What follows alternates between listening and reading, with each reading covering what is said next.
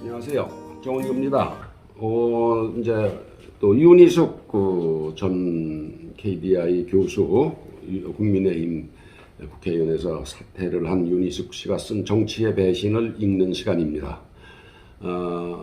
윤희숙 씨가 쓴 글 중에 이터널 비질란스, 비질란스는 이제 경계를 쓰다, 보초를 쓴다, 뭐 그런 뜻입니다. 그러니까 eternal vigilance is the price of liberty. 그러니까 자유의 대가, price of liberty, 자유의 대가, 자유의 가격, 자유의 대가는 eternal vigilance, 끝없는 경계, 보초 서는 것, 좀 철학적이고 어려운 말이죠. 자유를 누리려면 쉬지 않고 자유를 억누르는 모든 제도, 행위, 음모, 욕심 등을 경계해야 한다는 뜻입니다.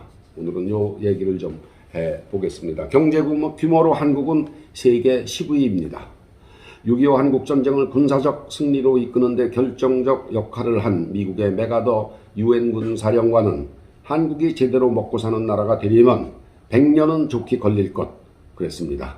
당시 한국은 1년 예산의 40%를 외국의 원조에 의존했었습니다.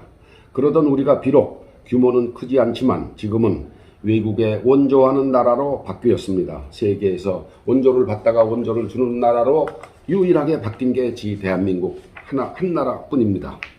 경제 규모가 이제 커지는 것만큼 우리의 민주주의가 함께 발전한 것은 물론 아닙니다. 그러나 소구식 민주주의 규범과 제도를 이식하는 것이 유일한 과제였을 만큼 우리 국민은 정성을 다했습니다. 완전하지는 않지만 이렇게 해서 이룬 민주주의 제도가 문재인 정권이 들어선 4년 사이에 무너져 내리고 있습니다.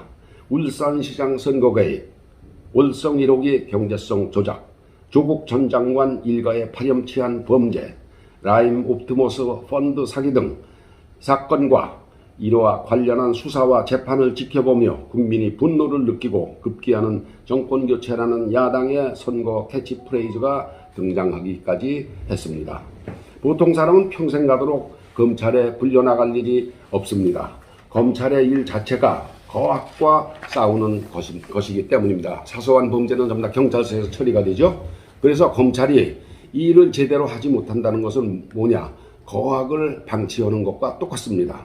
문재인 정권이 검찰개혁에 목숨을 걸 것처럼 했을 때 국민은 그게 그렇게 중요한가?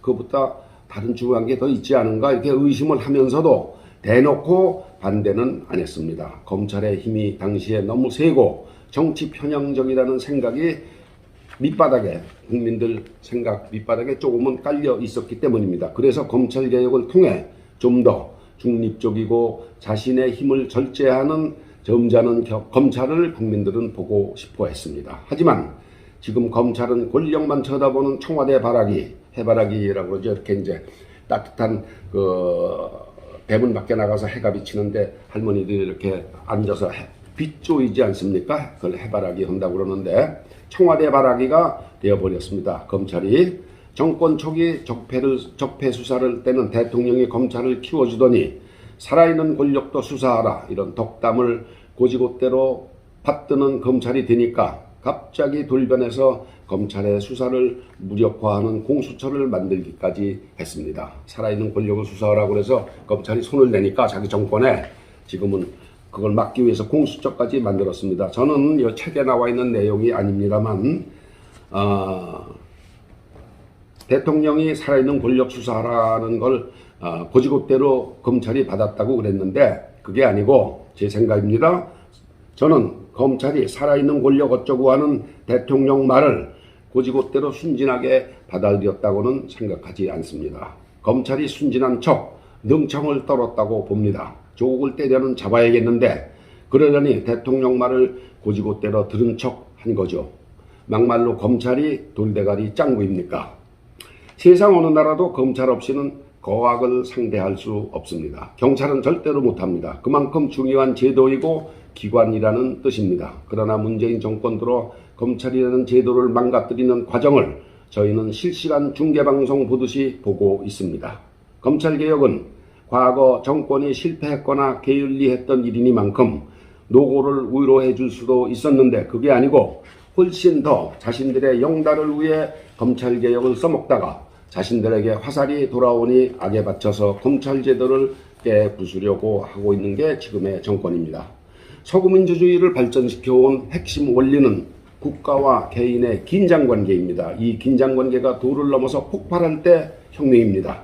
유럽의 근대 국가는 종교전쟁 이후 오랜 시간에 걸쳐 종교와 세속 권력의 투쟁, 즉 혁명과 권력 다툼을 통해 국가의 할 일의 한계를 지웠습니다.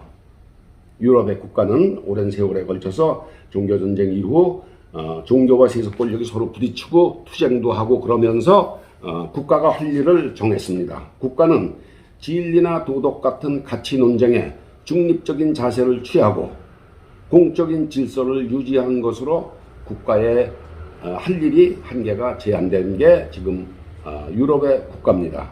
반면 가치의 영역은 개인의 양심 그리고 국가와 개인 사이에 존재하는 자율적 집단에 맡겨졌습니다. 자율적 집단이라는 것은 법원, 검찰, 선거관리위원회 등 조직을 말합니다. 비록 조직원은 대통령이 임명하지만 운영은 어디까지나 자율적이라는 것입니다. 임명했으니 내 명을 따라라, 내가 시키는 대로 하라 하는 것은 민주주의를 모르는 무식한 짓입니다. 지난번에 말씀드린 리미티드 거버먼트, 즉 제한된 국가, 그런 리미티드 거버먼트, 제한된 국가라는 뜻은 국가 안에 수많은 자율성을 국가가 억누르면 안 된다는 것을 말합니다. 다원성의 존중입니다. 그러려면 사법부와 같이 자율성을 지키는 기관들이 의지를 갖고 국가와 긴장관계를 유지해야 합니다. 대한민국 초대 대법원장 김병로는 대통령 이승만이 4.4.5입 개헌안을 불법이라고 판결했습니다. 4.4.5입 이게 50명이 찬성을 해야 되는데 이 숫자를 나눠보니까 49.5더라. 그러니까 4.4.5입에서 이제 통과됐다 이렇게 한 거를 김병로가 반대를 해서 그걸 막았습니다. 대통령 이승만은 또 흔쾌히 이를 받아들였습니다. 이 모두 우리들의 자랑스러운 정치 지도자, 국가 지도자들이 보여준 다원성의 존중 태도입니다.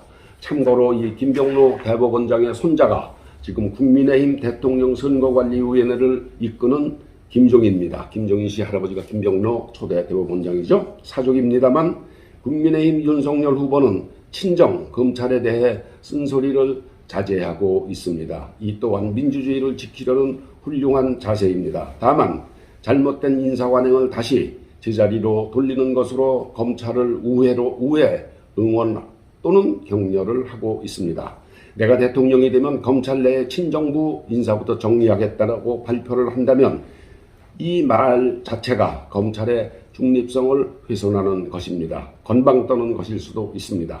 어디까지나 잘못된 인사를 바로잡는 것으로 정권의 할 일, 대통령의 할 일은 끝나는 것입니다.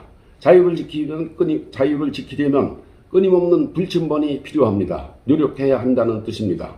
불침번은 국민도 설 수 있고 해야 합니다. 그것이 바로 선거입니다. 민주적인 정부가 들어서서 거각이 다시는 판치지 못하는 나라가 되기를 간절히 빌어봅니다.